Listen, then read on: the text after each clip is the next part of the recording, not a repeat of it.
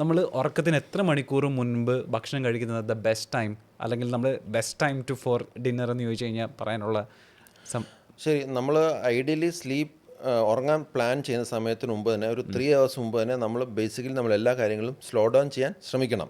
നമ്മൾ വളരെയധികം ഇൻറ്റൻസീവായിട്ട് ജോലി ചെയ്ത് പെട്ടെന്ന് പോയി ഉറങ്ങാൻ പോയി കഴിഞ്ഞാൽ ചിലപ്പോൾ നമുക്ക് ഉറങ്ങാൻ പറ്റിയെന്ന് വരത്തില്ല.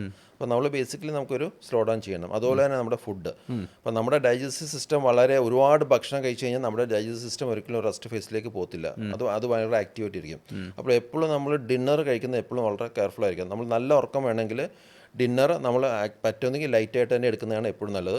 അതുമാത്രമല്ല, അത് ഉറങ്ങുന്നതിൻ്റെ ഒരു 2 to 3 hours ബിഫോർ ഡിന്നർ കഴിക്കുന്നതാണ് എപ്പോഴും നല്ലത്. കാരണം ആ ഡൈജസ്റ്റീവ് സിസ്റ്റം, ആ ഒരു ഡൈജസ്റ്റീവ് പ്രോസസ്സ് നടക്കുമ്പോഴേക്കും നമുക്ക് ചിലപ്പം ആ ഒരു പല ഡിസ്റ്റർബൻസ്, ചെറിയ ബ്ലോട്ടിങ്, അങ്ങനത്തെ പല ഡിസ്റ്റർബൻസൊക്കെ വരാം. അത് എപ്പോഴും സ്ലീപ്പിനെ അഫക്റ്റ് ചെയ്യാം.